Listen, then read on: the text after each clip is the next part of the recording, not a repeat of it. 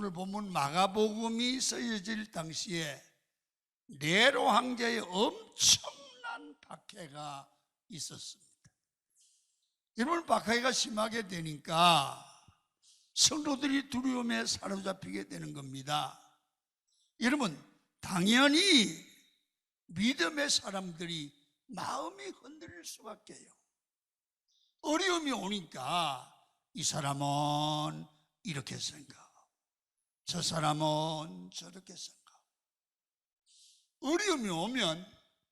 어려움이 올수록 믿음을 잘 지키는 순교자적 신앙도 있고요, 어려움이 오면 배교, 주님 떠나요. 우리 같으면 교회 안 나와요. 또 어떤 사람은 숨는 거예요. 여러분, 박해가 심해지니까 예수 믿는 사람들 안에도 갈등이 있게 됩니다. 어떤 사람은 타협하고, 넘어졌던 사람들은 죄의식에 사로잡히게 되므로 그냥 여러분 하나님 앞에 나오기도 못하고 기도도 못합니다. 교회가 온통 사람마다 다 달라지니까 교회가 하나 되지 못하니까 전반적으로 교인들이 신앙의 기쁨을 잃어버리고 갈등을 하게 됐다는 거죠. 여러분, 이러한 때 사람들이 신앙이 침몰하면 삶에 전반적으로 문제가 생겨요. 우리도 살아가다 보면 이러한 때가 오잖아요.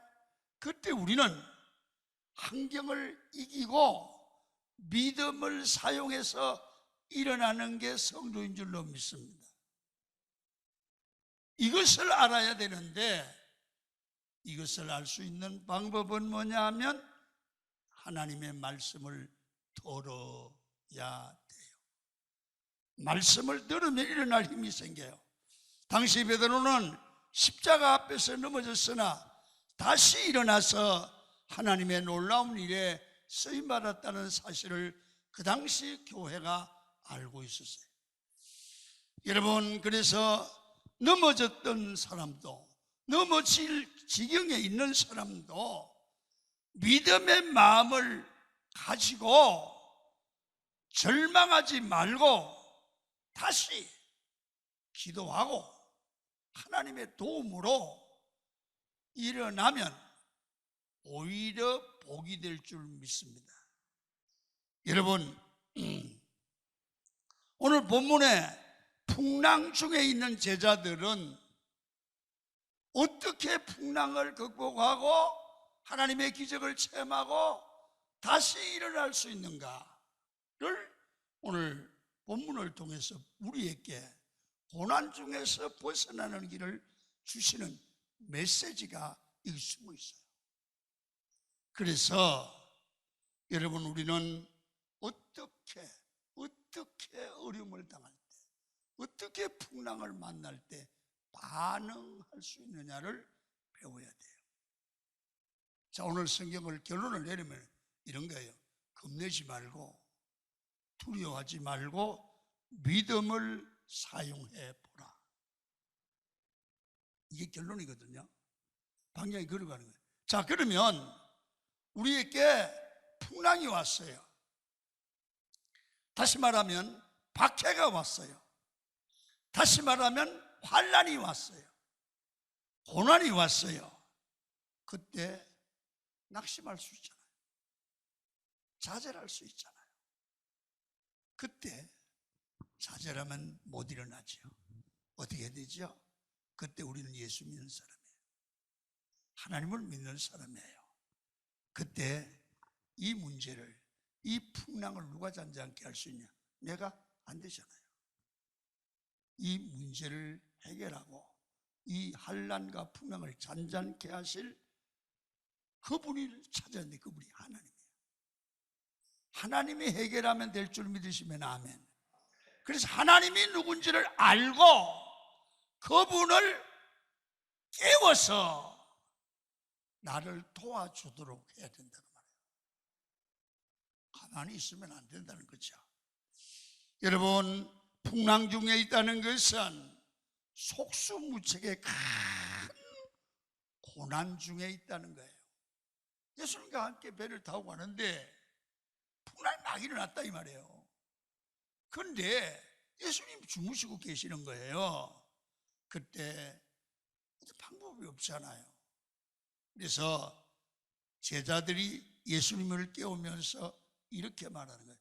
선생님이여, 우리가 풍랑으로 죽게 된 것을 왜 돌아보지 아니하십니까? 주님은 하실 수 있지 않습니까? 그 말입니다. 이 말은 당시 이 박해 중에 있는 백성들이 주님께 하고 싶은 얘기예요. 여러분, 예수님, 우리가 박해 때문에 찢겨주고 맞아 죽고 환난을 당하고 있는데 왜 부활의 주님이 가만히 계십니까? 여러분, 우리가 죽게 된 것을 돌아보지 아니하십니까? 그런 교훈을 이 풍랑 만난 제자들이 주님께 구하는 사건을 통해서 그 당시 백성들에게 황제의 박해로 말미암아, 네로 황제의 박해로 말미암아 죽어가는 사람들이 그냥 죽어가지 말고, 그냥 할랄 나가지 말고, 하나님 부활의 주님 우리를 왜 돌아보지 아니하시나이까? 구해야 되고 믿음으로 다시 일어나야 된다는 거예요. 여러분, 그래요. 여러분, 오늘날 우리가 하나님을 믿는 성도들입니다. 우리도 세상을 살아가다 보면 어려움을 당합니다. 풍랑을 만납니다. 당시 이스라엘 백성들이 박해 중에 있을 그런 박해를 만날 수도 있습니다. 그때 우리는 절망하고 좌절하고 낙심하고 하나님을 멀리할 것이 아니라 내가 이 상황에서 벗어나려고 하면 내가 믿는 하나님은 살아계시기 때문에 그 하나님을 깨워야 된다 그 말이에요. 이 깨워야 된다는 말은 이런 거예요. 예수님과 배를 타고, 제자들이 배를 타고 가는데 예수님 옆에 계시는 거예요. 그런데 풍랑이 일어나는데 주무시잖아요. 주무시니까 도와주지 않잖아요. 우리가 인생을 살아가다 보면 우리 주님 우리와 함께 계시잖아요. 그런데 도와주시지 않는 것 같아요. 그때 제자들과 같잖아요. 그래서 옆에 도와주지 않고 주무시는 것 같은 주님을 향하여 주님을 깨워야 된다 그 말이에요.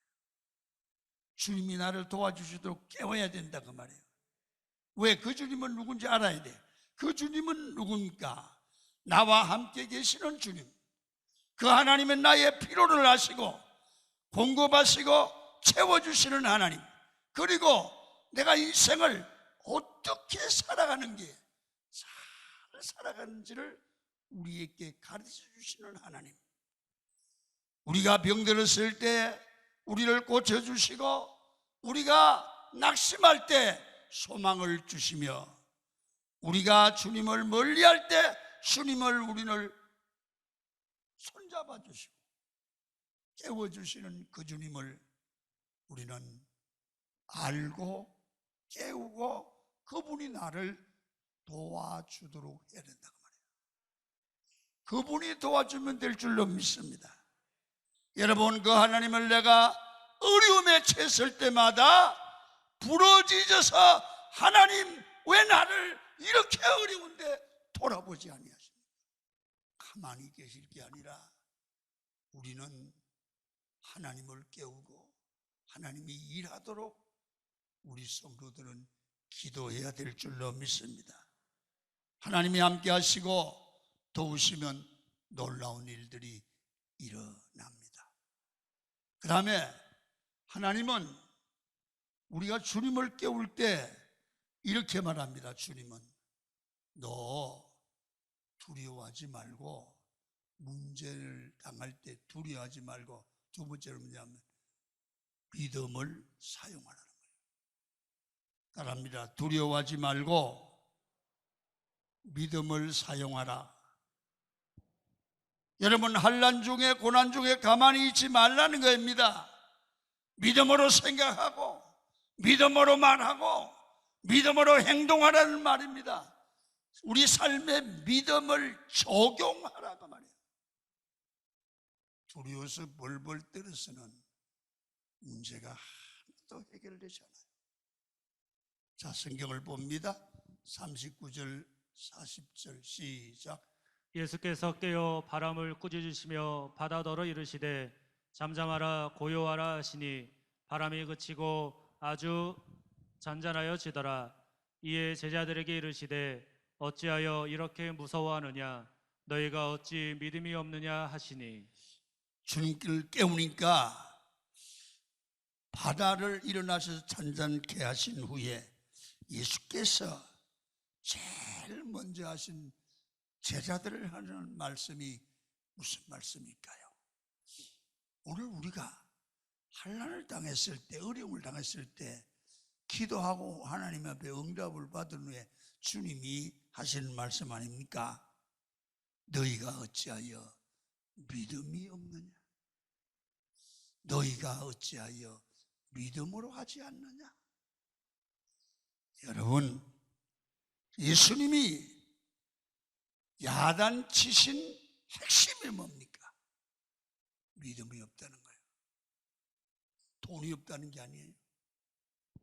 풍랑이 일어나고 어려움과 고난이 올 때, 삶이 답답할 때 너희들이 사용하고 반응해야 될 것이 세상의 방법이 아니야. 사람을 만나는 게 아니야. 불평불만하는 게 아니야. 너희가 그때 써야 될 일이 믿음이다. 믿음으로 생각하고 믿음으로 말하고 믿음으로 행동하고 믿음으로 기도해야 된다. 여러분, 믿음을 사용해야지 왜 다른 생각을 하고 다른 행동을 하고 다른 방법을 동원하고 있느냐는 거예요.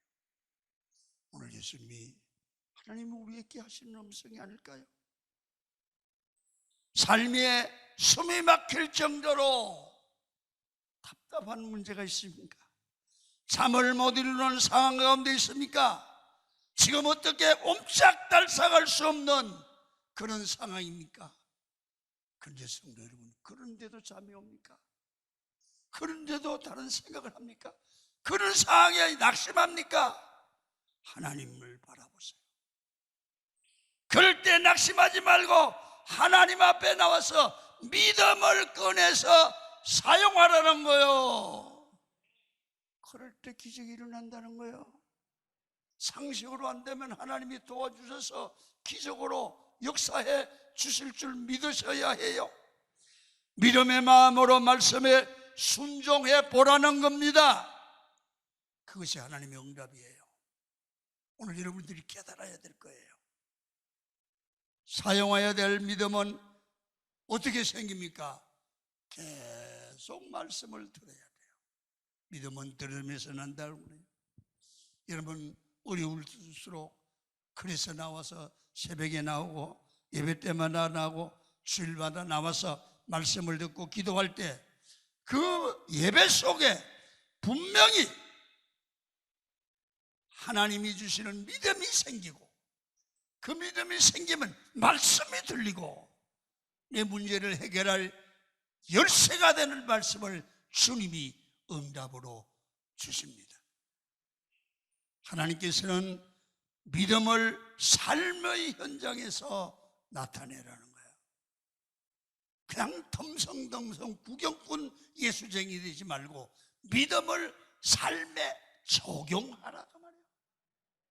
두려움이 올 때 두려워하지 말고 믿음으로 반응하라. 답답할 때 믿음으로 생각하고 믿음으로 반응해라.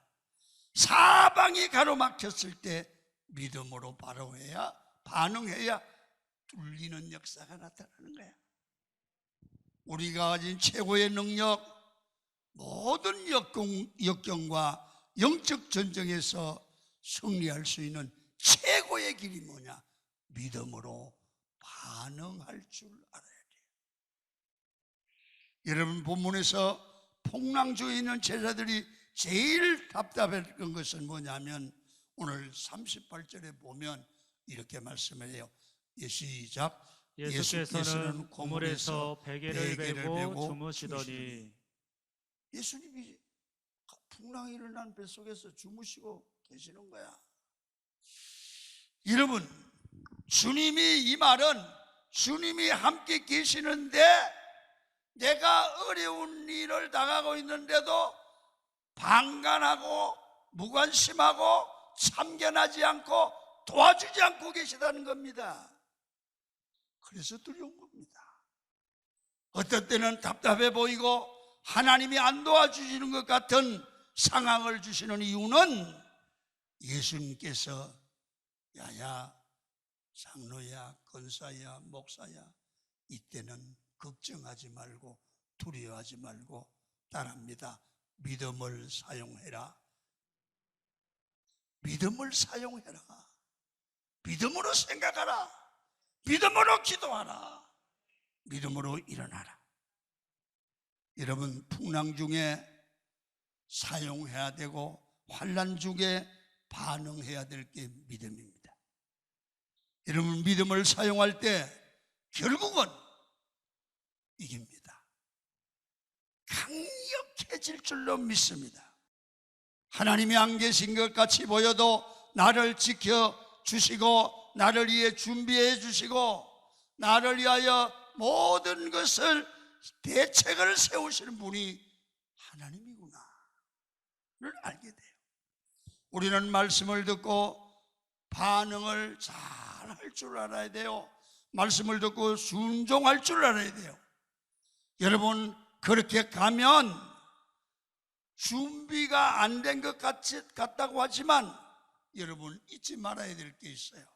준비는, 문제 해답의 준비는 내가 하는 게 아니고 내가 믿음으로 가고 믿음으로 사용하고 살면 하나님이 우리 앞길을 준비하셔 주시는 거예요. 우리 삶을 책임질 줄로 믿습니다. 여러분, 강원교회 모든 준비와 오늘까지 모든 사역은 하나님이 하셨습니다. 여러분, 우리가 할 일은 순종입니다. 그게 가장 강력한 말씀이고 메시지죠. 우리가 준비가 안 돼서 순종 못하는 것이 아닙니다. 아브라함을 통해서 보면 우리가 순종을 하면 얼마나 하겠어. 그러나 하나님 앞에 작은 순종을 하면 하나님은 우리의 모든 삶을 책임지시고 인도하시고 준비하세요. 여러분, 하나님이 준비하며 살라는 게 아니에요. 우리는 믿음으로 살라는 거예요. 순종하며 살라는 겁니다. 그러면 우리의 모든 필요와 모든 아픔을 아시는 주님이 준비하셔서 필요를 채우시고 아픔을 고치고 모르는 걸 인도해 주십니다. 오늘 본문을 보면 너희가 말씀대로 살아라. 마지막으로는요, 하나님이 풍랑을 주시는데 풍랑이 저주인 줄 알았더니 여러분, 풍랑을 이렇게 거치면서 지나고 나면 큰 은혜를 발견하는 분이 우리 신앙이 깊어져요. 하나님은 얕은 신앙이 되기를 원치 않아요.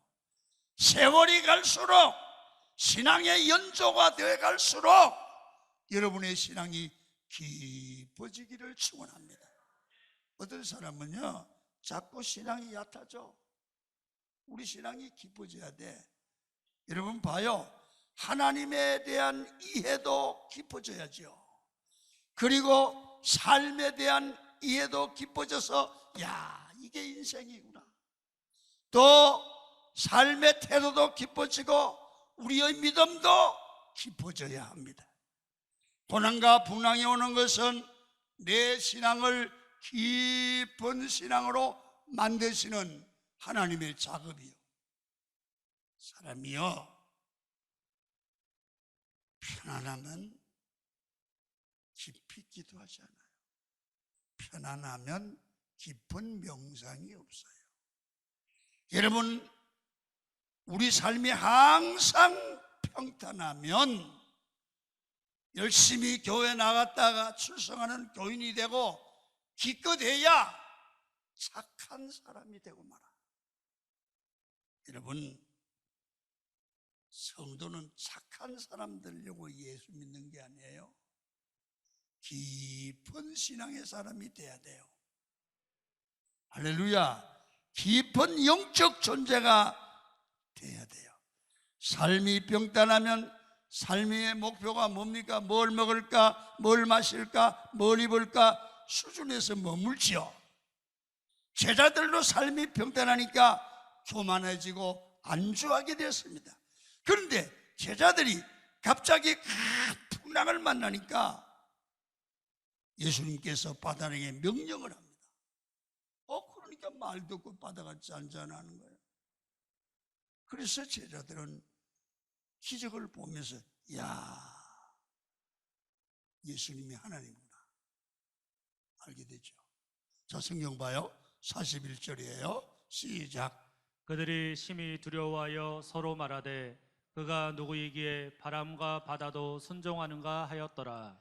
제자들이 풍랑을 만나니까 풍랑을 잔잔케 하시는 주님을 볼 수 있었고 예수님에 대해서 생각을 하는데 그가 누구이길래 말씀 한마디에 풍랑이 잔잔케 되나. 야, 하나님은, 예수님은 우리의 선생 수준이 아니라 하나님이구나 기뻐지는 거예요. 예수님을 선생으로 알다가 살아계신 하나님으로 구원자로 알다가 말이에요. 이게 기쁘시는 거예요. 여러분, 깊은 풍랑과 어려움을 겪고 나서 예수님을 바라보게 되고 예수님을 따라다니면서 능력 있는 제자로 살아가는 거예요. 여러분, 왜 하나님께서 고난과 역경을 우리에게 주십니까? 이유 없는 고난은 없습니다. 고난을 한번 겪고 난 후에 그 성도를 만나보면 그 이전의 성도와 그 이후의 성도가 깊이가 다르지요. 말이 다르고요, 고백이 다르고 기도가 다르고 웃는 게 달라요. 내가 남은 생에 평생 무엇을 위하여 살아야 될지 알 것 같다고 말을 해요. 소명을 발견한 거죠. 여러분, 고민과 질문이 달라져서 성숙된 모습으로 변화된 모습을 보고 야, 저 집사님은 깊은 신앙으로 변해가는구나 옆에서 봐도 느끼게 돼요. 여러분, 이게 뭐냐? 고난과 풍랑을 통해서죠. 풍랑을 경험한 후에 예수 그리스도에 대한 깊은 이해와 성숙된 믿음으로 변화되었다는 거죠. 이 사람은 말을 합니다. 예수님이 살아계신 하나님의 아들이구나를 알게 되었다는 거죠. 우리에게도 하나님께서 크고 작은 풍랑을 주실 때가 있습니다. 그때마다 성숙된 믿음으로 깊어지기를 축원합니다. 그런 풍랑과 고난을 통해서 하나님이 주신 사명을 발견해야 됩니다. 코로나로 인해 우리 교회와 성도들도 아픔과 어려움과 역경과 고난이 많이 당하고 있습니다. 이런 고난을 통해서 믿음으로 이겨내야 합니다. 그리고 풍랑이 있다는 것은 여러분이 고난을 통해서 여러분들과 저를, 교회를 더 깊은 신앙으로 인도하시는 하나님의 섭리가 있습니다. 사람은요, 고난을 통해서 하나님을 알게 되고요, 십자가의 은혜를 깨닫게 돼요. 예수님께서 강풍을 통해서 제가 여러분에게 원하는 것이 뭡니까?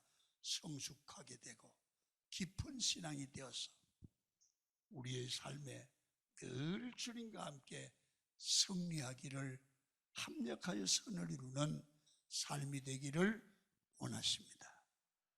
여러분의 신앙이 깊어지기를 바랍니다. 코로나가 있습니다. 어려움이 있습니다. 문제가 있습니다. 두려워하지 마시고 겁내지 마시고 믿음을 사용해서 승리하시기를 주의 이름으로 축원을 드립니다.